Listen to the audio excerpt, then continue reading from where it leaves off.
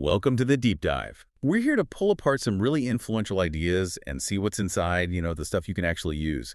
And today, we've got a big one. We're digging into this philosophy, kind of a modern manifesto, really, built around three stories Steve Jobs told: connecting the past, passion, and, well, facing death. It's definitely a deep dive worth taking because, we're looking past just the inspirational sound bites here. What Jobs laid out, it wasn't just his story. It feels more like a blueprint, drawing on a lot of deeper thought about living life on your own terms. Okay, so what are the main pillars we're exploring?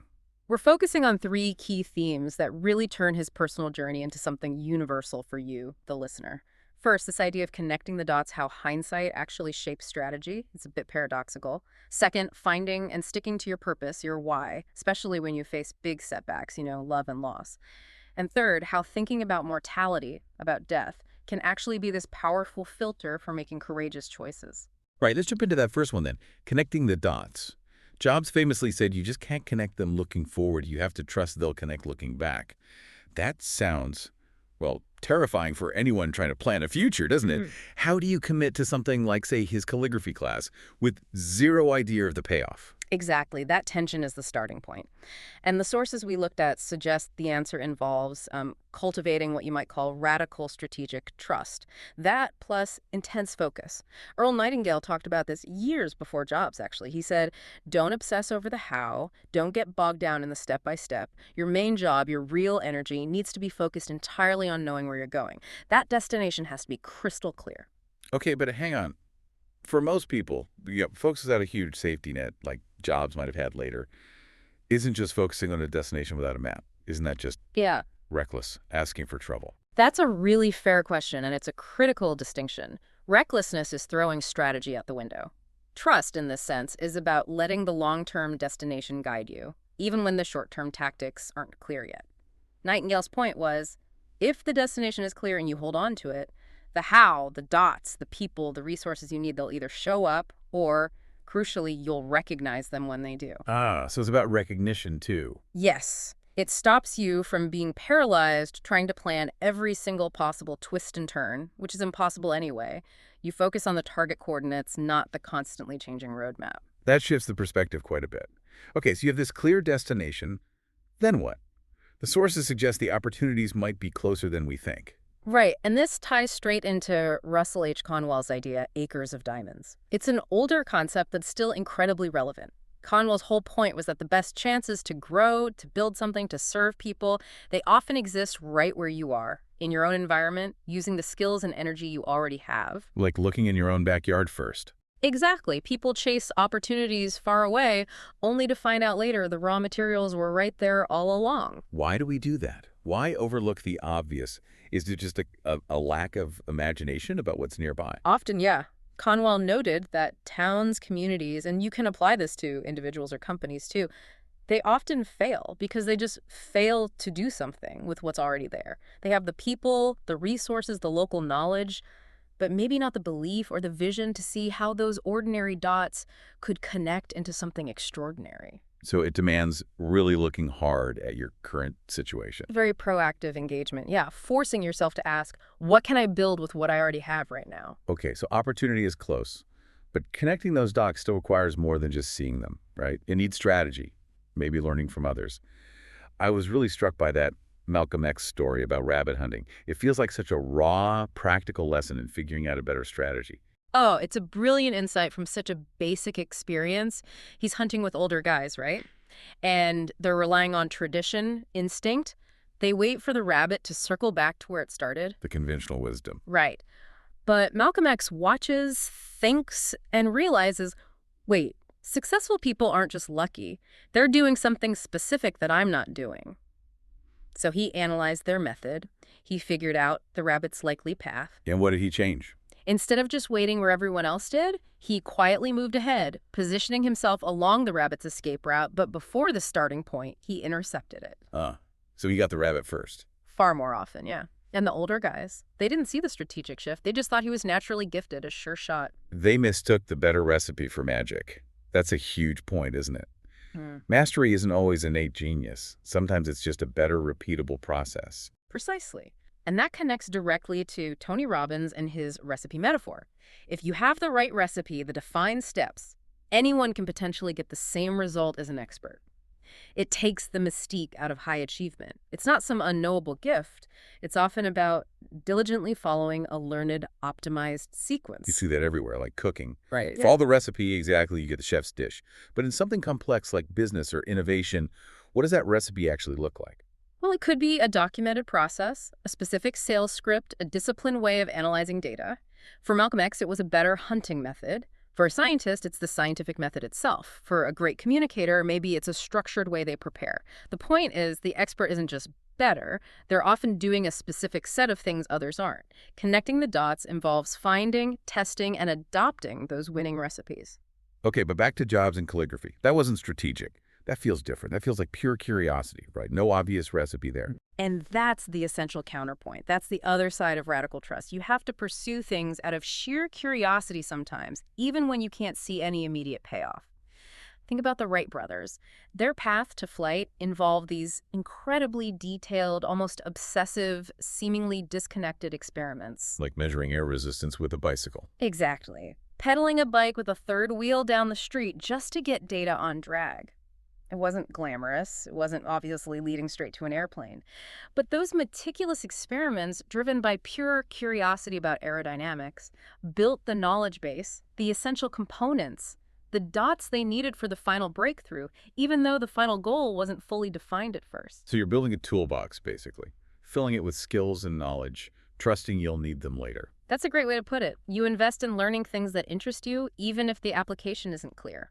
You build a versatile toolbox for a future project you can't yet fully imagine. Okay, so recapping part one.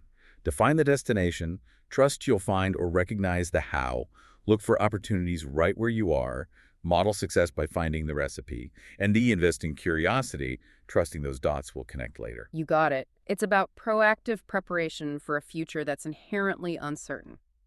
That leads us perfectly into the second pillar, love and loss. Job stressed finding what you love, but he also talked about the intense pain of being fired from Apple. Why is that love part, that why, so absolutely critical for the long haul? Because, fundamentally, purpose your why is the only fuel strong enough to get you through the inevitable pain, the setbacks, the failures that come with doing anything meaningful or innovative. If your only driver is, say, money or quarterly profits, what happens when those dry up? When a recession hits or a project tanks, your motivation vanishes. Right. Simon Sinek really hammers this home. Lasting success, real abundance, loyalty, innovation, it all flows from starting with WHY, your core purpose, not just what, your product or service. And Sinek connects that directly to loyalty, doesn't he? Absolutely. Customers, employees, they become truly loyal when they buy into the vision, the purpose, not just the features. If your why is just profit, it's transactional. If your why is, like Jobs maybe felt, to enrich lives through technology, that's transformational. That can sustain you through almost anything. And this focus on purpose, it seems to reshape the whole idea of making money, doesn't it? It challenges that old split between wealth and maybe doing good. Totally shifts the paradigm. Nightingale called it the law of mutual exchange. Money isn't the point. It's just a measure, a yardstick for the service you provide. You can't get truly prosperous, he argued, unless you enrich others first. So wealth creation isn't selfish. It's the natural result of providing value, of serving effectively. It becomes a kind of moral exchange. And Conwell, in Acres of Diamonds, took that even further, almost framing wealth as a duty, if earned honestly. He did. He said, maybe controversially now, to make money honestly is to preach the gospel. His point was, getting rich honestly gives you the means to provide even greater service, better infrastructure, more help. It's a duty to scale your positive impact. So if you have a great solution, it's almost irresponsible not to build the wealth needed to get it to more people. That's the core idea. It flips the script on wealth being inherently suspect. Honest wealth becomes the engine for broader service. Your ability to scale your why is tied to your resources. But okay, pursuing that big why, that purpose, Yeah. it makes you vulnerable. Big swings often mean big misses, public failures. Jobs getting fired is the ultimate example. How do you keep going after something like that? How do you deal with the potential shame? Yeah, and that's where we have to understand the internal battle. Brene Brown's work on shame is so relevant here. She defines shame as that intensely painful feeling that we are flawed, that we're unworthy of love and belonging because of our mistakes. It's not just about the failure itself, but how you internalize it. Exactly. And that feeling, that fear of being unworthy, it can paralyze you. It stops you from taking the necessary risks again. It lurks everywhere. Work, parenting, aging, everywhere. If failure confirms your deepest fear of unworthiness, you just stop. So how do you protect yourself or your ideas from that kind of hit? Well, Julia Cameron talks about artists and innovators needing to be fiercely self-protective, especially early on. When an idea, a draft, a prototype, a plan is still fragile, still embryonic, you can't expose it to just any criticism. You need to find the right feedback from people who get the vision. Casual or harsh critique too early can kill a great idea before it finds its feet. Protect the seedling until it's strong enough for the storm. Okay. But what about when the loss isn't just criticism, but a total wipeout, a career reset? For those moments, you need powerful examples of resilience, of the second act. Ruth Bader Ginsburg used to point to the story of Judah Benjamin. Tell me about him. He was a big deal in American law and politics. Then, around age 55, his world basically collapsed professionally. Instead of just giving up, he moved to England and started his legal career all over again, from scratch, enrolling as a student. Wow, at 55, starting over in a totally new system. Incredible, right? And he became hugely successful again, a top British barrister, Queen's Counsel. His story just shows that passion, purpose, even necessity can overcome age, expectations, everything. The drive to practice his craft was stronger than the setback. That kind of intense focus where everything else just falls away. That sounds like the state Mihaly Csikszentmihalyi calls flow. It's the perfect psychological state for that kind of comeback, yes. Flow is that deep concentration where you lose track of time, self-consciousness disappears, you're just completely absorbed in the activity. It's intrinsically rewarding. We hear about flow with athletes or musicians. How does it work for, say, an entrepreneur or someone rebuilding their career? Csikszentmihalyi identified a couple of key conditions. First, you need clear goals and immediate feedback. You need to know, moment by moment, if you're on track. Second, the challenge of the task has to be perfectly balanced with your perceived skill level. Too hard, you feel anxious. Too easy, you get bored. Flow happens in that sweet spot right between boredom and anxiety. And being in flow, it actually helps you grow. Definitely. When you're in flow, you're stretching your skills, mastering challenges. This leads to the growth of the self, a stronger, more positive self-concept. It's not just enjoyable, it's developmental. So flow isn't just a perk, it's almost necessary for resilience and pushing boundaries. You could say that. It's a sign you're controlling your own consciousness, setting your own challenges. People who achieve extraordinary things, heroes, artists, innovators, they often operate outside standard social norms, precisely because they're pursuing these flow states, driven by their internal goals, not just external validation. Okay, it all connects. Purpose drives passion, passion finds flow, flow builds resilience to handle loss, enabling the second act. Exactly. It's a powerful cycle. Which brings us to the third, and maybe the heaviest pillar, death, danger, and courage. Jobs used his own brush with mortality as his third story. Why is facing death, thinking about it, so important for living proactively? Seems like it would just cause anxiety. It can, initially, but used consciously, it becomes this incredible, clarifying filter. Stephen Covey nailed this with Habit too.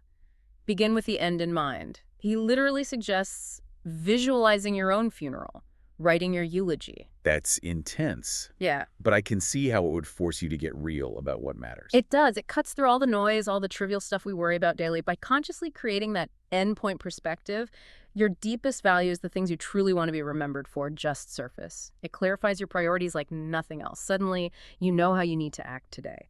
It strips away the non-essential. And that clarity, that focus on core values, seems connected to finding freedom even in the absolute worst situations, like Viktor Frankl described. Absolutely. Frankl's whole concept of logotherapy came from his experiences in the concentration camps. His core insight is stunning. Even when everything else is taken away, you still retain the ultimate human freedom. The freedom to choose your attitude, your response to your circumstances. He called it responsibility. Your behavior doesn't have to be just a reaction to conditions. It can be a conscious decision based on your values. You choose meaning, even in suffering. And Elio Blitzel's account from Buchenwald. It's such a powerful, almost unbelievable example of that choice. It really is. He talks about the prisoners right after liberation when you'd expect maybe rage or just collapse. Instead, they chose to hold a religious service, to pray. Think about that.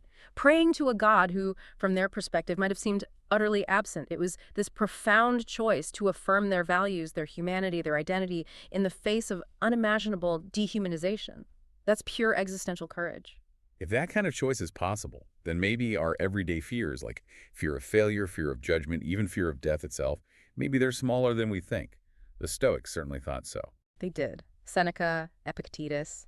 Their whole philosophy, which someone like Ryan Holiday brings to life today, is about practicing equanimity, facing suffering, pain, loss, death with inner calm. Seneca compared fearing death to fearing gossip, just common opinions, not worth disturbing your peace. The goal is to turn adversity into an advantage, to follow that rule, not to give in to adversity, not to trust prosperity. Okay, not to trust prosperity. That's interesting. It's not just about being tough when things are bad, but also Vigilant when things are good. It means not getting soft or complacent. The Stoics suggested practicing voluntary hardship, simple food, sleeping on the floor sometimes, not because you had to, but to stay mentally strong, to remind yourself you can handle discomfort. It's about maintaining a mental distance from external success, so if you lose it, your core self remains untouched. Don't let good fortune make you fragile. right. But there's a danger here too, isn't there? This focus on vision, conviction, courage, it can slide into overconfidence. A huge danger. And this is where we absolutely need Daniel Kahneman's warnings. A leader's or an expert's powerful conviction is not the same as accurate foresight. Kahneman showed how experts, psychologists, financial pundits, founders often become wildly overconfident. They mistake their skill in explaining the past or their short-term success for an ability to predict the future. But isn't confidence what we want in leaders? Why is it so misleading? Because we reward it. Organizations, markets, the public, we gravitate towards confident, optimistic stories, even if they're unrealistic. Kahneman calls it the narrative fallacy. We prefer a simple, confident story over a complex, uncertain reality. And the cautious truth tellers get pushed aside. Often, yes. Delivering bad news or highlighting uncertainty isn't popular. So the truly courageous leader needs both conviction in their vision and the intellectual humility to recognize uncertainty and adapt when the facts change. It's a tough balance. A balance between courage and humility. Still, that ultimate willingness to stand for something, even at great cost, that's how we measure moral leadership, right? It often is. Think of Nelson Mandela stating he was prepared to die for the ideal of a free and equal society. That level of commitment brings an undeniable clarity, a non-negotiable purpose. Okay, so that brings us to the final piece. Staying hungry, staying foolish. After you've connected the dots, found your love, faced mortality, how do you keep that edge? How do you maintain continuous growth? It becomes about sustained action, driven by a kind of moral energy. Sojourner Truth's message was simple. Knowledge is power. She urged people to overcome fear and ignorance to become active, useful members of society. It's not just about personal gain, it's about contributing. And when you're striving, Aristotle made that crucial distinction between healthy ambition and, well, destructive ambition. A timeless distinction. Emulation versus envy. Emulation, he said, is a good thing, seeing success and being motivated to achieve similar good things yourself. It's about self-improvement. Envy, though, is base. It's not about lifting yourself up. It's about wanting to pull others down, wanting them to lose what they have. True growth comes from emulation, from modeling excellence, not from resentment. So focus on your own upward spiral, not on tearing others down. And that spiral requires constant learning and correction, right? Covey's upward spiral idea. Yes, and it's not automatic. It requires actively educating your conscience and, crucially, making immediate corrections when you mess up. Covey's story about yelling at his son is so raw. You thought the son was just banging on a door. But the boy was desperately trying to get a towel for his brother who was hurt. A total misinterpretation fueled by assumption and maybe stress. Oof. Right. And the lesson wasn't just apologizing, but the immediacy of the repair. Admit the mistake, correct it, learn from it right away. That's how relationships stay strong and how you stay aligned with your principles and keep growing. Delaying just makes it worse. It's about integrity in action. So as we pull all these threads together from this deep dive, this doctrine of risk, vision, love, loss, courage, it seems we also need to remember something really basic. Amidst all the grand strategies and existential thoughts, yes, Kurt Vonnegut boiled it down. God damn it, you've got to be kind. Just be kind. And his son, Mark, gave the reason. Father, we are here to help each other get through this thing, whatever it is. Ultimately, even for the highest achievers, it comes back to human connection and mutual support. which requires real communication skills. Back to Covey again. Habit 5. Seek first to understand, then to be understood. That seems essential for making those connections work. It's the absolute key to influence and connection. True empathic listening means listening not to figure out your reply, but to genuinely grasp the other person's world, their feelings, their perspective, their problem.